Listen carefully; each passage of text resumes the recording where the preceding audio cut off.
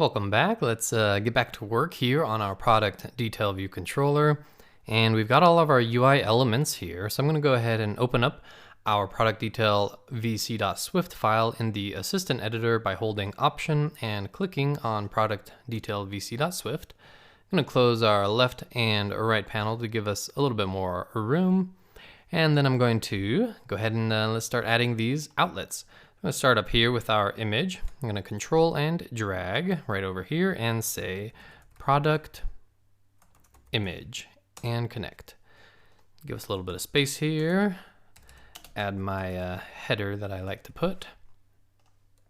That's good. Next up we have our product title. So I'm going to control and drag, say product title and connect. Then we have our product price. So I'm going to say product price and connect. Then our product description and connect. Then we have our two buttons here. I'm going to control and drag below our view did load, and that's going to be called add cart clicked and connect. And then we have our keep shopping. Just going to control and drag and say dismiss product and connect. And then sometimes I'll use a button in the background to click to dismiss, but since we already have our visual effect view that's behind, I'm going to go ahead and just make an outlet for this, and then we'll add a touch gesture recognizer. And so I'm going to call this BG view and say connect. And then that looks good, so I'm just going to clean this up a little bit. All right, looks good. Now I'm going to open up our left and right hand panes, close our assistant editor, and there's a couple of things in here that we need to fix. Our product image, I was mistaken when I said aspect fill. What we want is aspect fit, because we want to be able to see the entire image regardless of the aspect ratio of the original image. Otherwise, the user won't know exactly what they are buying. All right, so that looks good. And the other thing that I want to fix is on our background blur view here, go to the size inspector, and I mistakenly aligned the bottom to the safe area. We want to align that to the view right there, and then set that to 0 and add that constraint. And just in case I went through that last part a little bit fast, I'm going to undo. So we have our bottom alignment constraint. I'm going to delete that. Then we are going to add a new bottom constraint, set that equal to the view, not the safe area, the view, and set that to 0. Make sure your constraint margins is unchecked, and then add that constraint. Very good. All right, so let's save that, and we should be good to go here in our Zib. Everything else should be in the product detail vc.swift file. So let's head back over there. I'm going to save that. And first thing we're going to need is when we initialize the product detail view controller, we're going to initialize it with a product. So I'm going to say var product of type product. And then with that, we can go ahead and set our product title, image, description, and all of that. So I'm going to say right here that the product title dot text is equal to product dot name. And then we have the description. So I'm going to say product or description, product description dot text is equal to product description. And then we have the image. Oops, sorry, this should be a product dot product description. Then we have the image. So we're going to need to get the URL. So I'm going to say if let URL is equal to URL, and we're going to get that from the string that our product has as its image URL property. And if it's successful, then we will set the product image using Kingfisher. So product image.kf.set image with that URL. And then finally, we have the price. So the price that we get back in our product is a double. We need to convert that into a string, but also a string that is formatted as a currency. Now we have available to us as part of the iOS SDK, a number formatter. Okay, so we're gonna create an object called a formatter. And this is of type number formatter, and you can see that this is a formatter that converts between numeric values and their textual representations. And we can set the formatter's number style to be equal to currency. And you can see there's a whole bunch here: currency, accounting, ISO, decimal, percent, scientific, a whole bunch of different number formatting styles. And we want currency, and this is the currency style format that uses the currency symbol defined by the number formatter locale. So since I am here in the US, it's going to be set to dollars. So we have our formatter, and the way that it works is using the formatter, we can pass into it a number and it returns to us a string formatted the way that we have specified, which is to be in the currency.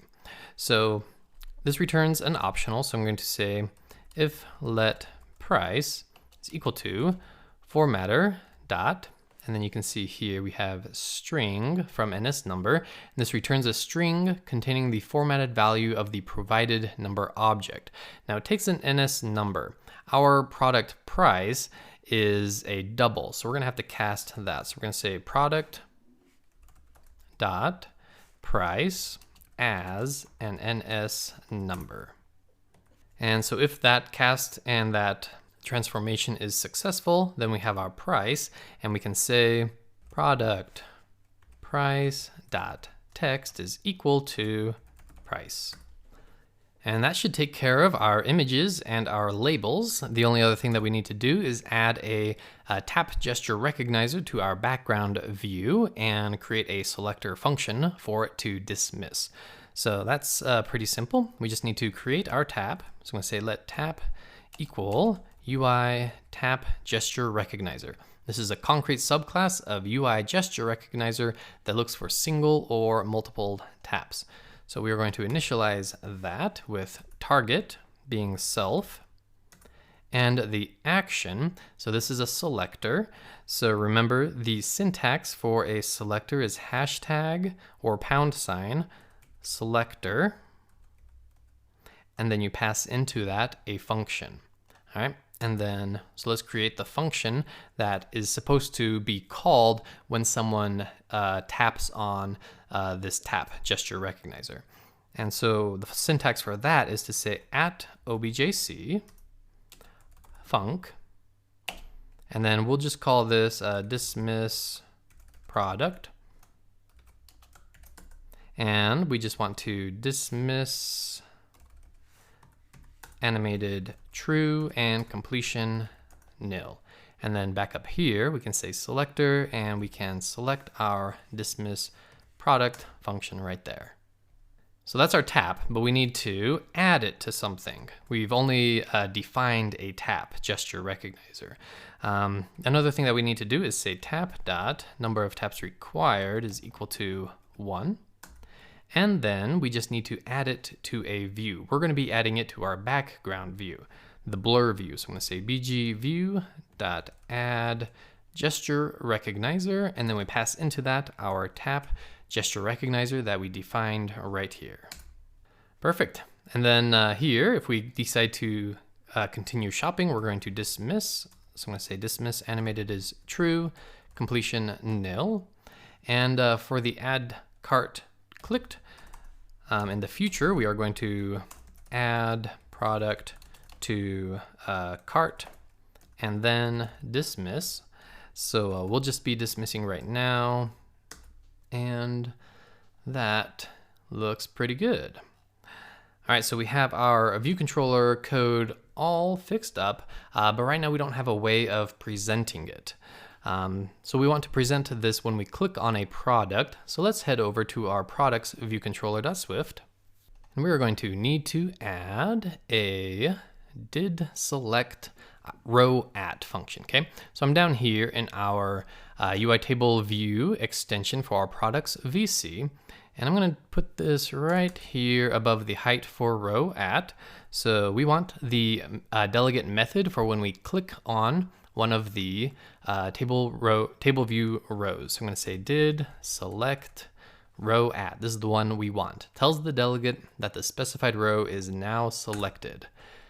What we're going to do is we're going to initialize our product detail view controller. So I'm going to say let VC equal product detail view controller.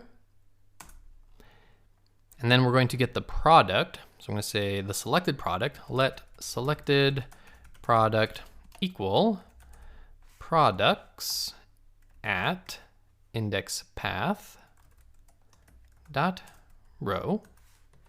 And then we're going to set the product detail view controller's product vc dot product right here equal to the selected product. So we're initializing the view controller, the product detail view controller, with the selected product.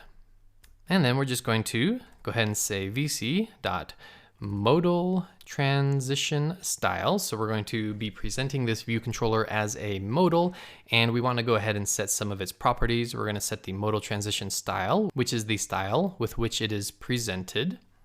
So we're going to say equal dot, and I like the cross dissolve. That's the transition style. And then we need the modal presentation style. And for that, we're going to say dot over current context. And then we just go ahead and present it. So I'm going to say present right here, view controller to present. And the view controller we are presenting is VC. It is animated, and we don't need it to do anything once it's completed. And that should take care of it. So let's go ahead and save this, run it, and test it out. Alrighty, so let's go ahead and click on landscapes. Click on our mountain here, and oh, very, very nice. Look at that. All right, so you see here, we can kind of see a little bit of the mountain image blurred through. And so if we click on keep shopping, we should dismiss.